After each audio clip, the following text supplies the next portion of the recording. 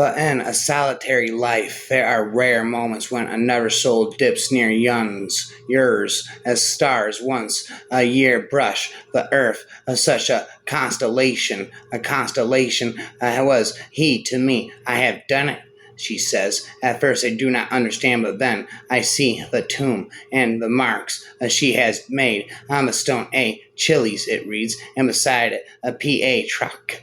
Lust, go, she says. He waits for you in the darkness, two shadows reaching through the hopeless, heavy dusk. Their hands meet, and light spills in a flood like 100 golden urns. A portrait out of the sun. That is your friend, Philetos, Achilles replied sharply. Most beloved. He showed me his scars, and in return he let me pretend that I had none.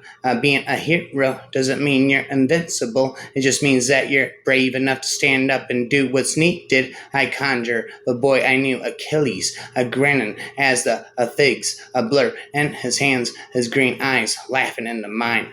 Catch, he says, Achilles outlined against the sky, hanging from a branch over the river, of the thick warmth of this sleepy breath against my ear. If you have to go, I will go with you. My fears forgotten, and the golden heartburn of his arms. The memories come and come. She listens, staring into the grain of the stone. We are all here, a goddess and mortal, and the boy who was both. Oh, you cannot know how frightened gods are of pain. There is nothing more foreign to them, and so nothing they ache more deeply to see. Do you think we can be friends? I asked. He stared up at the ceiling. Probably not, but we can pretend. I saw then how I had changed. I did not mind anymore that I had lost when we raced, and I lost when we swam out to the rocks, and I lost when we tossed spears or skipped stones.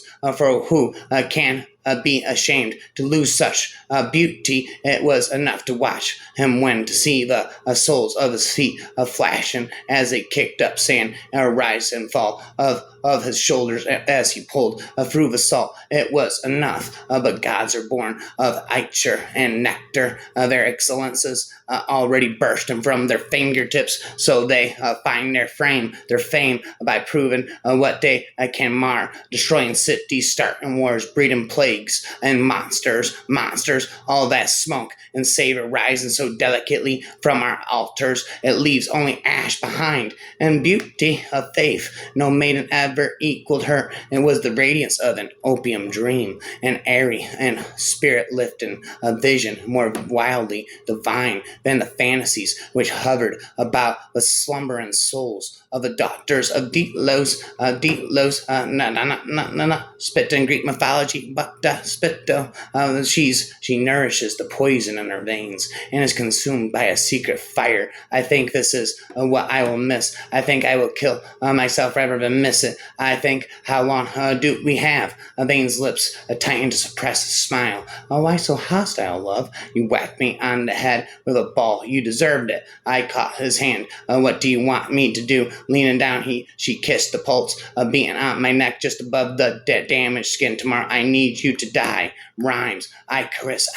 Icarus should have waited for nightfall. The moon would have never let him go, for the world seems never to offer anything worthwhile without also providing the dreadful opposite, the wine God side. Oh, Hades, if I know. But remember, boy, that I kind act can sometimes be as powerful as a sword, as a mortal. A kind act can be as powerful sometimes as a sword, as a mortal. I was never a great fighter or athlete or poet. I only made wine. The people in my village laughed at me. They said I would never amount to anything. Look at me now. Sometimes small things can become very large indeed. He left me alone to think about that. And as I watched Clarice and Chris singing a stupid campfire song together, holding hands in the darkness where they thought nobody could see them, I had to smile. And maybe that's why you demonized them. Maybe that's why you demonized them, turned them into monsters, because you think monsters are easier to understand than people who say no to you. You think monsters are easier to understand than people that say no to you. What was this? The face that launched 1,000 ships and burned the topless towers of Elysium? Sweet Helen, make me immortal with a kiss. Her lips suck forth my soul, seat where it finds. Come, Helen, come get me your soul again. Here will I dwell, for heaven is in these lips, and all I drowse. That is not Helena. I will be Paris, and for love of thee, instead of Troy shall Württemberg be sacked, and I will combat with the weak Menelaus, and wear me by colors on my plumed crest. Yes, I will wound Achilles in the heel. I wound Achilles in the heel, and then return to Helen for a kiss. Oh, thou art fair than the evening star, clad in the beauty of 1,000 stars. Brighter art thou than flame and Jupiter when he appeared to hapless Semele, more lovely than the monarch of the sky, and wanton azured arms, and none but thou shalt be my paramour.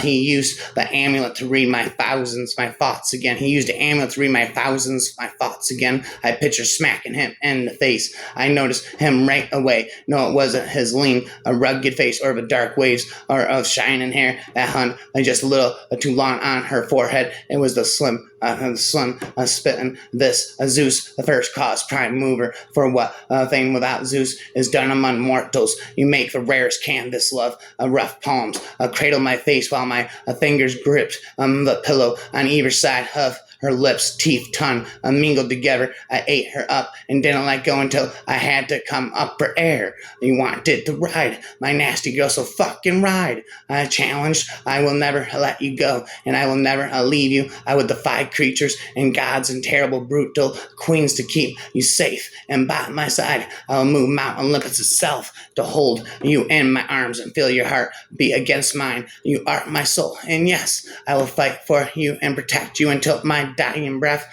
As for queens, they are either hated or forgotten. She already knows which option suits her better. Let her be hated forever. All is as if the world did cease to exist. The city's monuments go unseen, is passed unheard, and its culture slowly fading in the dismal sea.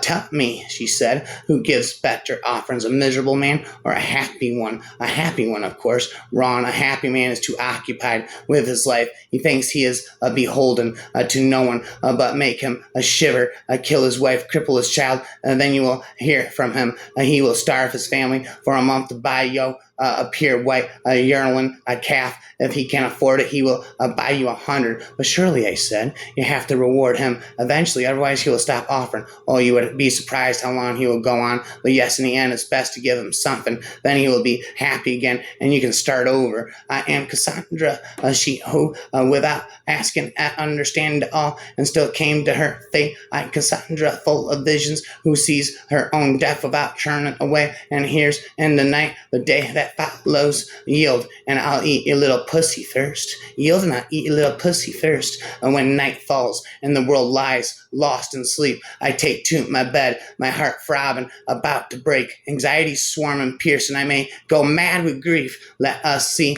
how high we can fly before the sun melts the wax in our wings. Since my trips to Earth, I've only managed to assemble a few basic facts about humans, condensing them into 4 overall points. Kids got Reese's, teens got recess, adults got recessions, and seniors got receding. Do you think you might be able to let me someday? He asked her and heard her laugh softly. I already do, she said, and his soul soared. So this is what the poets write about that. This is what they call love, she asked. Yes, my love, he said softly. They do not do it justice, she stated, and he laughed. I agree, he told her as he held her, wondering how this could be real. Zeus may have been the god of lightning and thunder, but it was Hera who invented the rain. There is an ancient story that King Midas hunted in the forest a long time for the wise Silenus, the companion of Dionysus, who without capturing him, when Silenus at last fell into his hands, that king asked what was the best and most desirable of all things for man, fixed and immovable. The demigod. The demigod said not a word, till at last, urged by the king, he gave a shrill laugh and broke out into these words, "O wretch ephemeral race, children of chance and misery. Why do you compel me to tell you what it would be most expedient for you not to hear? What is best of all is utterly beyond your reach. Not to be born, not to be nothing, but the second best for you is to die soon. A psych did not think this feeling running through her could exist. It was too powerful, too profound, and pierced her soul in a way that was a beautiful agony. Agony. The room turned gray, then white. The bed felt cold without her, and too large. I heard no sounds, and the stillness frightened me. It was like a tomb. I rose and rubbed my legs, slapped them awake, trying to ward off a rise in hysteria. This is what it will be every day without her. And when we say also that the Word, who is the first birth of God, was produced without sexual union, and that He, Jesus Christ, our teacher, was crucified and died and rose again and ascended into heaven, we propound nothing different from what you believe regarding those whom you esteem sons of Jupiter. For you know how many sons your esteemed writers ascribed to Jupiter, Mercury, the interpreting word and teacher of all, who, though he was a great physician, was struck by a thunderbolt, and so ascended to heaven and back just after he had been torn limb from limb, and Hercules, when he had committed himself to the flames to escape his toils, and the sons of Leda and Dioscuri, and Perseus, son of Dana, and Bellerophon, who though sprung from mortals rose to heaven on the horse of Pegasus. For what shall I say of Ariadne, and those who like her have been declared to be set among the stars? And what of the emperors who die among yourselves, whom you deny worthy of deification, and those whose behalf you produce one who swears he has been seen the burning Caesar rise to heaven from the funeral pyre? And what kind of deeds are recorded of each of these reputed sons of Jupiter? It is needless to tell to those who already know. This only shall be said, that they are written for the advantage of encouragement of youthful scholars, for all reckon an honorable thing to imitate the gods. But far be such a thought concerning the gods from every well-conditioned soul as to believe that Jupiter himself, the governor and creator of all things, was both a parricide and the son of parricide, and that being overcome by the love of base and shameful pleasures, he came into the gain he made in those many women whom he had violated, and that his sons did like actions. But as we said above, wicked devils perpetrated these things, and we have learned that those only are defied who have lived near to God in holiness and virtue. And we believe that those who live wickedly and do not repent are punished in everlasting fire. Tell me your favorite color, Daphne, and I'll paint the sky with it. Tell me your favorite color, Daphne, and I'll paint the sky with it. Tell me your favorite color, Stephanie, and I'll paint the sky with it. They set forth men to battle, but no such men return, and home to claim their welcome come ashes and an urn. Narcissistic personality disorder is named a Greek from a Narcissus from Greek mythology, who fell in love with his own reflection. Freud used the term to describe persons who were self-absorbed and have focused on the narcissist's need to bolster his or her self-esteem through a grandiose, fantasy, exaggerated ambition, exhibitionism, and the feelings of entitlement. You're like a god from a Greek myth, a Saemon. You have no empathy. You have no concept of the world beyond your ego wanting something that gives you an automatic right to obtain it by whatever means necessary, with no regard to the damage it may do. I would be careful if I were you. Friends and objects of the deities' desires dropped like flies, and the end gods always ended up miserable and alone. Even even Cronus, the titan who literally had his kids for breakfast, would find these facts hard to swallow. Nothing shall part us and our love till Thanatos' death at his appointed hour removed us from the light of day. Apollo, sacred guard of Earth's true core, whence first came a frenzied, wild, prophetic sword, prophetic word. You are young, and young your rule, and you think that the tower in which you live is free from sorrow. From it have I had not seen two tyrants thrown. The third, who is now, is king. I shall yet live to see him fall. Of all three, most suddenly and most dishonored, carved on the temple were the exhortations. Note yourself and nothing too much. Models with a similar meaning, but meaning you are only human, so don't try more than you're able, or you will pay the price. A recurrent theme in Greek myth is the man or woman who loses sight of human limitations and acts arrogantly and with violence as if immortal and pays a terrible price. The Greek gods had personalities like those of humans and struggled with one another for position and power. They did not love humans, although some had favorites and did not ask to be loved by them. They did not impose codes of behavior. They expected respect and honor, but could act contrary to human needs and desires. Love is weakness. Icarus, the man had said grim, is man's deadliest weapon, greater than the sword and mightier than the axe, because it can destroy you with a single breath. About Cato likes ill. Cato looks ill. Me. He stares at the massive snake.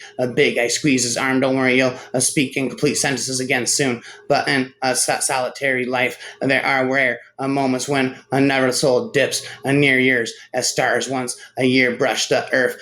Such a constellation was he to me. It's time to be the person you were meant to be, Cap. And you don't just have to make decisions and stand by them now. You have to live with them. A fame has taken place of religion in the 21st century. I huff a sort of, well, would your logicalness care to take me to breakfast and tell you about my plans? Would your nakedness care to get dressed first? He asked. Raphael spit and a mess of echo that she could repeat the following line 10 times fast. Cupid's Academy counts kissing cousins as completed conquest because he classes cunningly conspire unconscious couples to copulate and canoodle copiously. She wore a line, a bridal gown with a V-shaped neckline, while Apollo playing bashes air on the G string. And poetry class professor Sappho teaches us how to compose love ballads. She's a swell teacher and all, but I'm not sure I understand her. She's always going on and on and on about her weekend trips with the other goddesses to the island of Lesbos. This coming from the god who zinged the Lancelot while King Arthur was away slaying dragons. Truly, it was bad enough that she agreed to kiss the frog, let alone kiss him right after eating a disgusting fly, another small creature that Daphne also equally detested. Right after frogs, flies, perhaps. She was the real one cursed after all. And after while they kissed, might have transformed a little emerald green frog into a dashing and charming immortal prince. His kiss in return turned her into a real life princess as well. Thus far, they were then come hell or high water, I will gift you the entire world and everything and every desire, hope, and wish, traveling upon a shooting star. The world might see us as a married couple, but you and I shall be the best of friends. I could not savor. My head felt heavy and my throat had begun to ache. I swayed by now. Yetis was back on cultures, drinking his milk and honey. My aunts would be laughing on their riverbanks. My cousin returned to their games. My father, of course, was overhead, shedding his light down on the world, all those years I had spent with them were like a stone tossed in a pool. Already the ripples were gone, but she had hated our irony, Violet said. and the original myth, right? Athena was jealous that a mortal could weave better than she could, so he hit Arachne on the head with a shuttle and turned her into a spider. First, Athena loved her. At least that's how I'm writing it. I'm spitting it. I got spitting never end, and I said, well, sometimes what I want feels so grandiose to have somebody's name printed on my tongue of how often I speak it. I speak it or twist our lives around one another and grow upwards together. Our stems together, together. Our stems stronger to have a flight through someone to this world with. And sometimes it feels quiet. I just want a hand to hold, a shoulder to lean on. I want to rest. I want to feel at rest with someone. Nothing precious can ever blossom on a barren earth.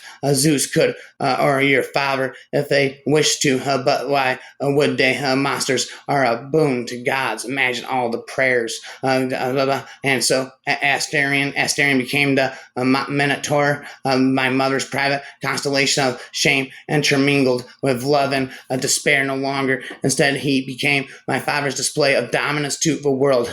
Our bodies too are always incessantly changing, and what we are, what we were, or are, is not what we will be tomorrow. What we will be tomorrow, and so I find myself thinking that of all the goddesses in this book, the furries, and not in their role of vengeance, goddesses, but in the sense of collective societal shame, that they also personify. Shame at breaking your word or behaving cruelly and dishonestly might be the ones I would most like to see restored to a modern pantheon.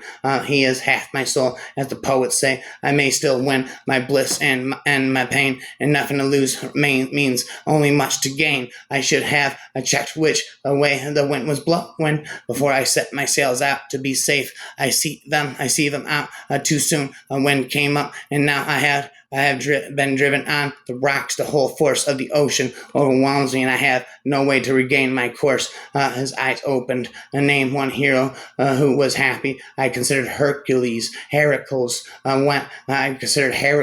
went mad and killed his family. Theseus lost his bride and father Jason's children, and now a new wife and murdered by his old Bellerophon, killed the Chimera, but was crippled by the fall of Pegasus back. You can't. He was sitting up now, leaning forward. I can't. I know they never let you be famous and happy. He lifted an eyebrow. I'll tell you a secret. Tell me. I loved it when he was like this. I'm going to be the first. He took my palm and held it into his. I swear it. Why me? Because your seasons swear it. Your reasons swear it. I swear it. I said, lost in the high color of her cheeks, the flame in her eyes. I swear it, she echoed. Asterion, a distant light and an infinity of darkness, a raging fire. If he came too close, a guide that would lead my family on the path to immortality, divine vengeance upon us all. I did not know then what he would become, but my mother held him and nursed him and named him, and he knew us both. He was not yet the Minotaur. He was just a baby. He was my brother. Spitting. Nothing persists without changing his outward appearance, for nature is always engaged in acts of renewal, creating new forms everywhere out of the old ones. Nothing in all of the cosmos can perish, believe me, but takes on a different shape. And what we call birth is when something first changes out of its former condition, and what we call death is when its identity ceases. Things may perhaps be translated hither and thither, and nevertheless they stay constant, and there's some total. We are not our blood. We are not our blood, he answered, which once told me that. Solomon's saying, call no man fortunate till he is dead, because he'd learned that if you crack jokes and pretending you weren't scared, you usually didn't get beaten up. Even the baddest gangster kids would tolerate you and keep you around for laughs. Humor was a good way to hide the pain. His name has stood through all the centuries, from Greek days to our own, as that of a great rebel against injustice and authority. A power. Show your metal, and make yourself a name and a story. I'm too old to be 16 again. He knew that the stars shone only for him, that the sky existed only for him, and he tried to dismiss his brother's lover's words, yet there was fear deep within his warped soul. For as he peered at the galaxy that belonged only to him, he felt what he always felt, nothing. He tore his eyes from her face. He tore his eyes from her face and looked out the window, the dark hair obscuring his expression. I woke up next to a left once. I do not remember why. A peal of mirth almost escaped me at the notion of shame in the blood-soaked house of Atreus, as if it had even been clean. But at the end of the day, if you ever think you were wrong about it all, I am here, where I have always been, sitting by the harbor, waiting for you to walk to me again. How many times can you say I love you? He whispered the words softly, that only she could hear him. A lifetime isn't enough. If a woman receives only cruelty and indifference from her husband, father, brother, or son, why should she trust her well-being to any of them? Brides and nymphs were called, but that is not really how the world saw us. We were an endless feast laid out upon a table, beautiful and renewing, and so very bad at getting away. In Greek myth, Circe was a sorceress. In Greek myth, Circe was a sorceress and a goddess born of the sun, a god Helios, and the ocean nymph, Perse, and a powerful sorceress. She was so adept at incantations that she could morph men into animals to keep them enslaved to her on the island. Every heart is blooming upon a field of doubt, and the flower autumn reaps. He knows every vein, he knows every name about they grow, never in line, although always in the shape of each soul of every lonesome doubt. So whenever I wander along my sorrow's path, the horizon behind me glows crimson with all the broken hearts it carries on. A thought yet not dreamt is a love implanted by hands of grief. For each who does not bloom by now is long lost in summer's eyes, for autumn reaps but does not give a single tear to water the ground in which he steers, sometimes so aimlessly. Don't you dare pity her. She traded a suffering soul for a throne of bones. She exchanged watchful eyes for a court of her own. The seasons of the earth depended on the very breath she took. She had death wrapped around her fingers and spring at her back, and called the end that the ruler of the heavens tasked to find in her. She turned the world upside down to find freedom. The daughter of flowers escaped her prison made out of roots and thorns, and became the queen of death, and forged for her a new home out of shadows and power. Zeus wanted something that would bring healing to the people who had survived the war. In my mind, there was nothing more healing to the soul than the written word and music and dance and comedy and inspiration. So that is why I decided to create. She looked them each in the eye. I decided to create you. Each of you would bring joy through your own unique talents, while also singing Zeus's praises for saving the world from the Titans. The Titans. There's that rhyme and spit in Greek mythology. I said spitting again and again, and Zeus said, Hera, you can choose some other time for paying our visit to Oceanus. For the present, let us devote ourselves to love and to the enjoyment of one another. And never yet have I been so overpowered by passion, neither for a goddess nor a mortal woman as I am at this moment for yourself. Not even when I was in love with the wife of Ixion, who bore my peer of gods and consul, nor yet with Danae and daintily ankled daughter of Chrysus, who bore me the famed hero Perseus. Then there was the daughter of Phoenix, who bore me Minos and Richad Manthus. There was Semele and Alcmena and Phoebus, by whom I begot my lion-hearted son Heracles, while Samuel became a mother to Bacchus, the comforter of mankind. There was Queen Demeter again, and lovely Leto, and yourself. But which, none of these was I ever so much enamored as I now am with you. Yes, it's true. I am so in love with you, and it just keeps getting better. Greek mythology forever and ever. Some places are so dark that even dreams cannot flourish there. I warned you once, Queen, to be careful, and I will repeat this warning now. Take care not to venture too far into the darkness, for men have gotten lost and never found their way back.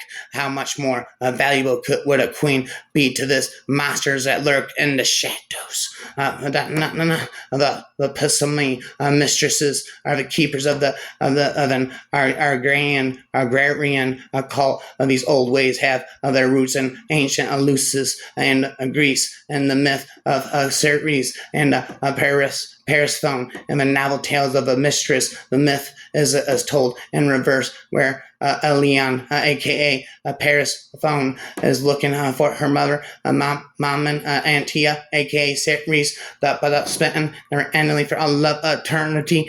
Endlessly, the ancient Greeks devised a term that accurately represented every inexplicable feeling that tormented humanity, hoping that each word carried some relief within its letters, as if somehow a vague definition of such an intricate concept will fix the feeling of emptiness that follows its experience. But there was a word that the Greeks had not thought of, one that could define the smell of death. Evidently, there were a myriad of adjectives that could refine this morbid aroma. Yet I wondered if there were any words that could truly capture the revolting feeling that this smell evoked. But it was an absolutely gut-wrenching sensation, and it vexed me so much that I couldn't pinpoint it to a single distinct element of speech. Fuck the Greeks. Spitting infinitely, I began to tweak. I'm tripping permanently. Bitten Greek mythology.